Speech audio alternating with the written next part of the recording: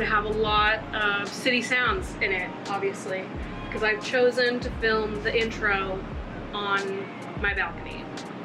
And you know what? It was a choice. But you're gonna let me make that choice. I spend most of my life alone, and that's not a sad thing. At least to me, it's not.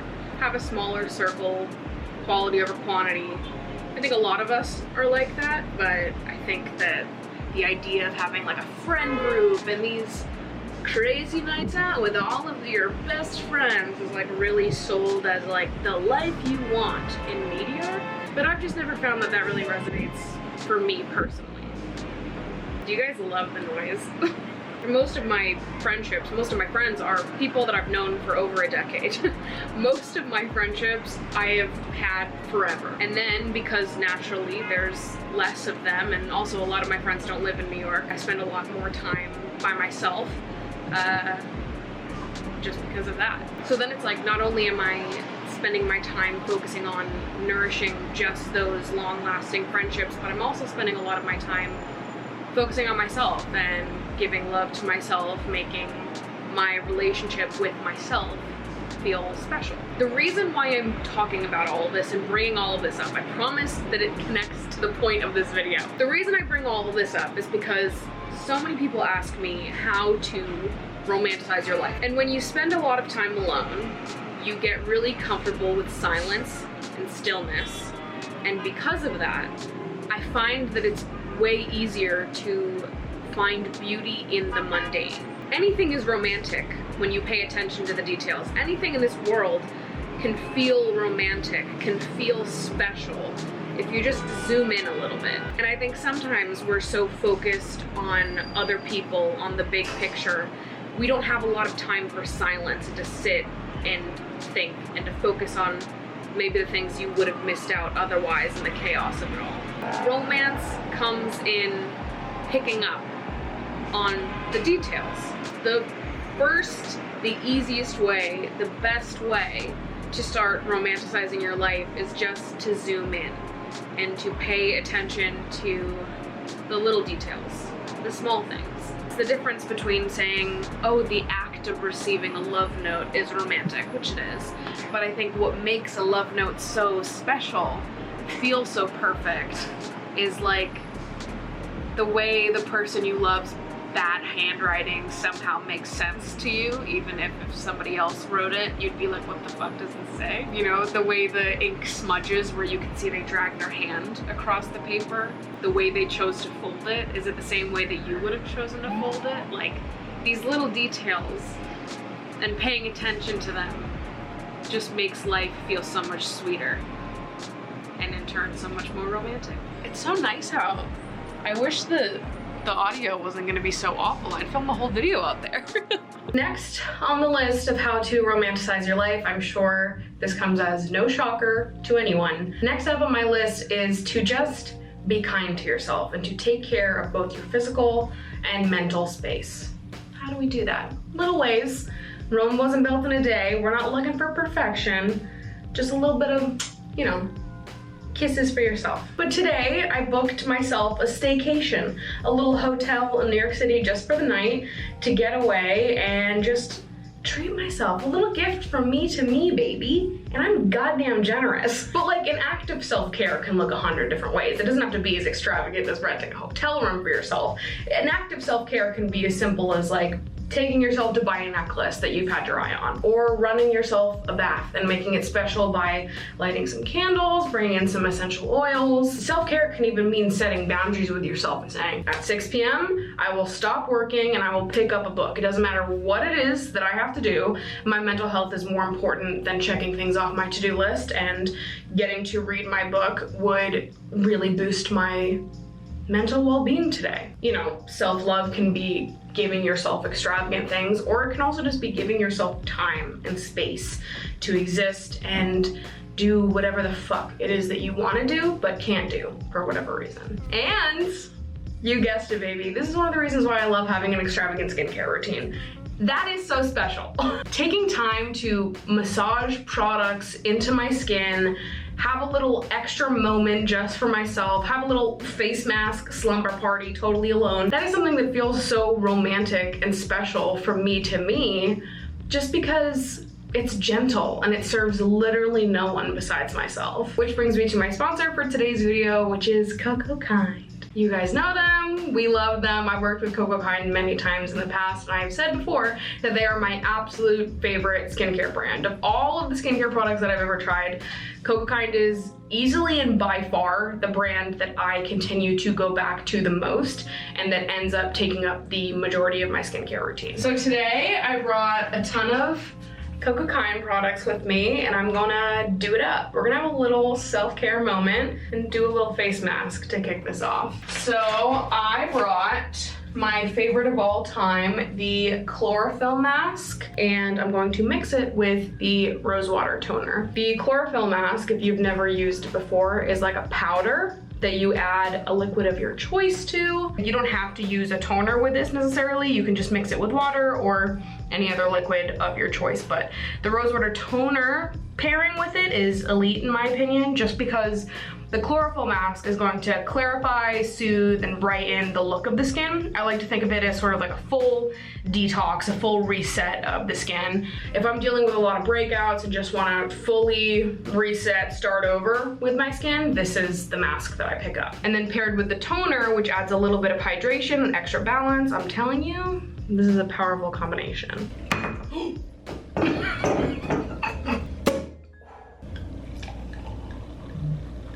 What's more romantic than this?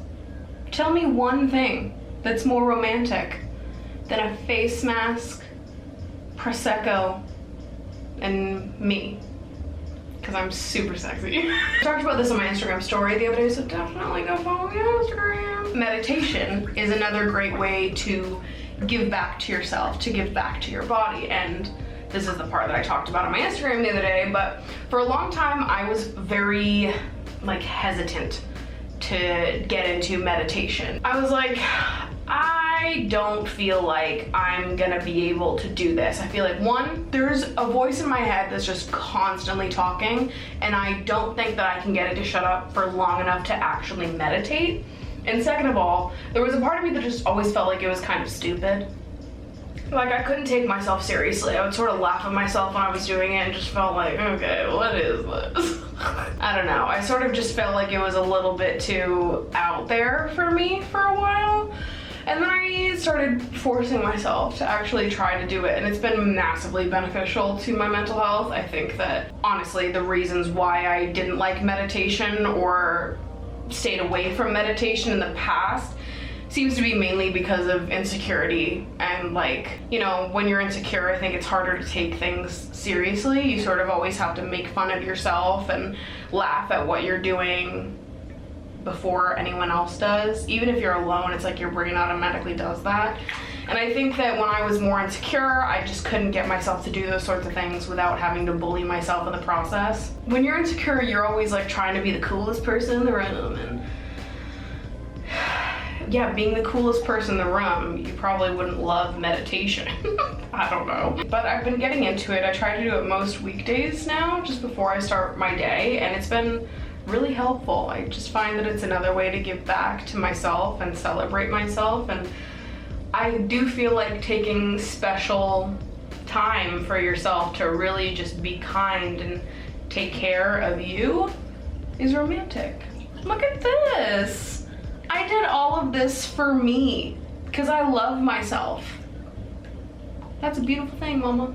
All right, now on to the rest of my luxurious skincare routine. And yes, I did get chlorophyll mask all over the nice white bathrobe and towels. Now everyone will know that I've been here. So I cleansed, I did the face mask. Now I'm going to follow it up with the rosewater toner, again, which I used in my face mask. And I love this one because it's a spray, baby. Next, I'm gonna follow it up with my serum of choice, which is the Ceramide Barrier Serum from Coco Kind. This is a more new release from them, and I am fucking obsessed. You're supposed to gently massage 2 to 3 drops onto your face. I'm a little extra, so I sometimes do more than 2 or 3 drops. So me. This is one of my favorites because it helps to nourish the skin and protect your skin barrier.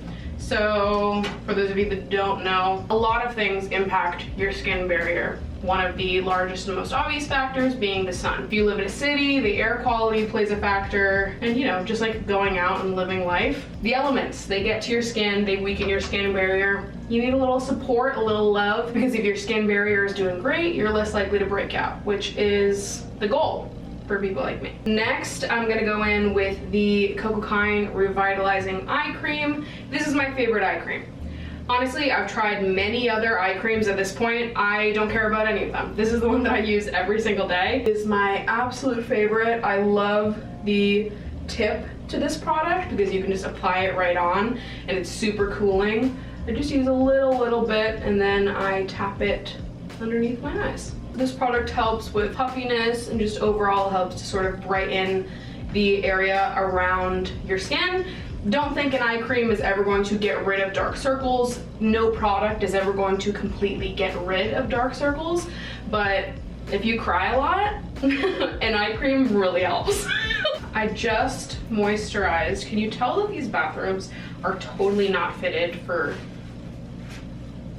people with big tits and a stomach? Haha!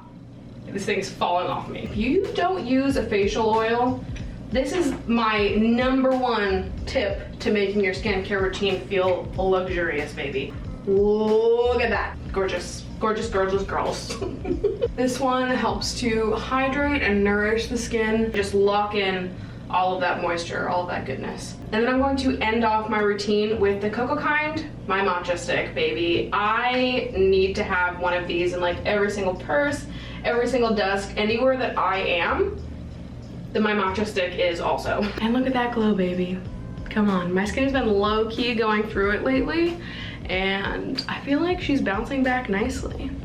Look at me go. As always, if you want to try out any of the Cocokind products for yourself, you can use code Maddie Dragsbaek for 10% off your first purchase at Cocokind. I'm gonna leave all of the links to these products down in the description down below. I cannot recommend Cocokind enough. They are my favorite skincare brand for a reason, not only because of the quality of the products that they make, but also just their values as a brand and the people that work there. Just take one look at their Instagram and you'll see all of the powerful, incredible shit they're doing as a company.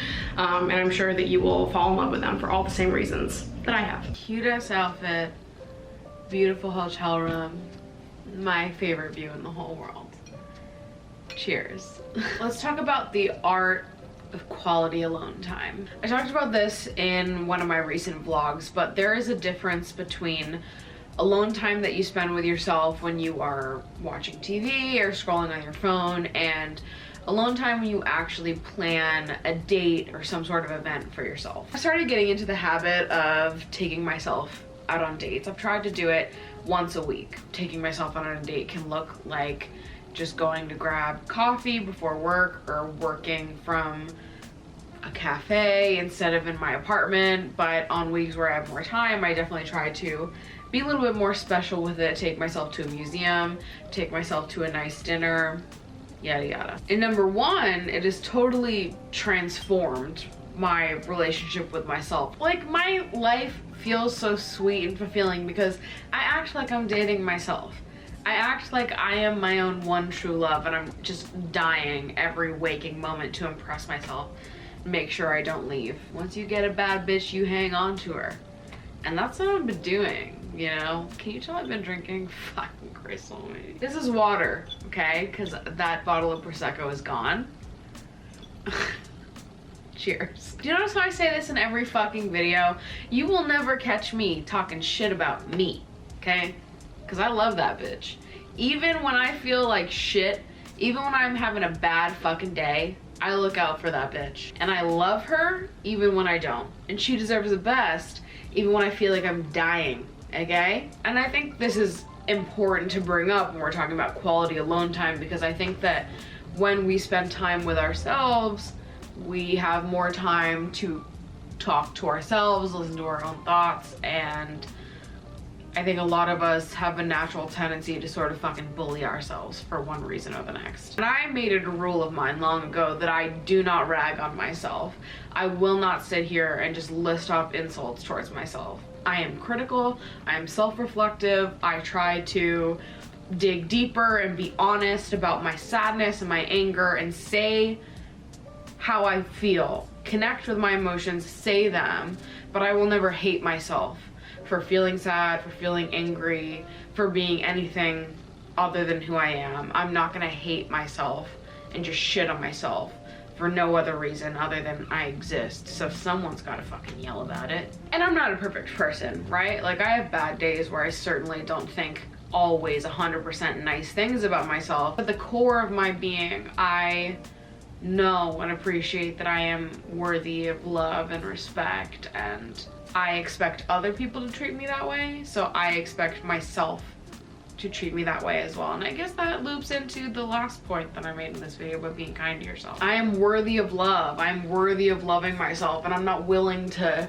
sit around and wait for someone else to prove that to me. It's kind of fucked up now when I think about it. Like, when I was younger, I always used to say, and my best friends can vouch for this, I didn't think that I was ever going to be able to love myself and love my body specifically until I had a partner who basically convinced me that I was lovable.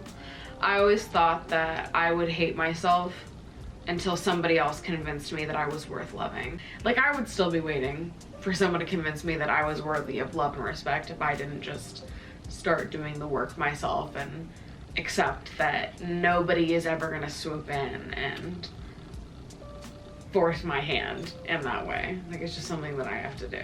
The point of me saying all of that, yada yada, she keeps fucking talking, is just that I think it's so important to plan dates for yourself, to treat yourself like you are your own date, like you are falling in love with yourself.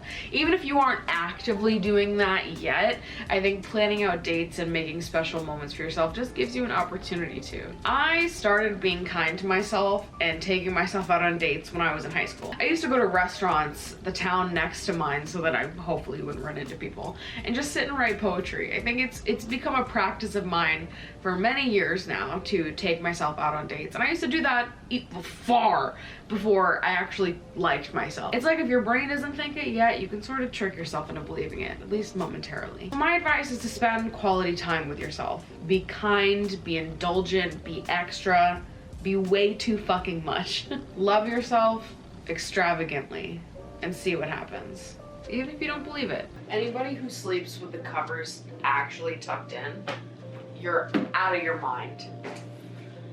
And I mean even on the end too. Like, I need to kick the whole thing up so the blanket is fully on top of the bed, nothing is tucked underneath. And if you're comfortable living like that, I'm so scared of you. Okay, so here's the question of the hour. Can you make life feel beautiful even when it actually isn't? Sometimes it feels impossible to make your life seem and feel romantic if your ass is going through it and you would rather be just about anywhere else, do just about any other goddamn thing besides live through whatever it is you're going through at this current moment. I think one of the realizations in my life that brought me a lot of peace was just learning how to sit in my discomfort and learning how to accept negative emotions as being part of the journey, in the sense that, like, you know, when you feel something bad, your first instinct is not to try to get rid of that feeling. It is instead to just let yourself feel that feeling. Learning how to just sit in my sadness, to sit in how I was feeling without trying to immediately look for a solution or trying to intellectualize my feelings in any way. That was major for me. I'm absolutely the kind of person that whenever I start feeling something bad, my brain immediately starts scrambling to, like, find a solution or find some pretty phrasing that I can latch onto and that I can repeat to myself often enough that I'll eventually start to believe it. Like, I'm always looking for some word, some phrasing, some answer that brings me peace. I want to immediately get over and through whatever it is that's bringing me pain. I, like, feel a lot of, I don't know, aversion to sitting in my own sadness. I immediately want to fix it for myself and take it away. And the reality is, sometimes there's nothing you can or should be doing besides just letting yourself feel it. I think naturally you will reach solutions and you will find ways to heal yourself but when you are just feeling sad, sometimes all you can do and all you should do is just let yourself feel it. Stop looking for solutions. Stop trying to intellectualize your feelings and turn how you're feeling right now into something more meaningful than it is. Like right now you're fucking sad. I think a lot of the time I will sit here and I'll be like, oh, but I know better. Like I know big picture XYZ. And I'll try to use that to take away from how I'm feeling. Like, oh, I shouldn't feel sad because I know that big picture, but sometimes it doesn't fucking matter. Like you can know that some way that you feel isn't gonna impact you long term or in the big picture, but that doesn't take away from how it hurts. And I don't think it should. Going back to the original question here, how can you make life feel beautiful when it isn't? And the answer is obvious, and it's gratitude. I know, we're being corny today. We're being corny in this video. Sometimes being corny is good. There's a lot of power in learning how to accept the present moment, to accept your emotions, to accept where you're at. Things don't have to be perfect to feel romantic. At least I don't think that they do. I think sometimes just being gentle with yourself, breathing through where you're at the present moment and being accepting of your feelings, like that in itself can feel kind of romantic. I feel like the same way loving a partner wouldn't feel any less potent or romantic if they're not doing well or you're not doing well. Like you can apply the same logic to yourself. Even when there are parts of you that are struggling, when you're at your worst, when you're just feeling like things have been fucking better. You can show up for yourself and give yourself grace and patience in those moments. That's romantic. Living authentically and just allowing yourself to show up exactly as you are and be seen for that person.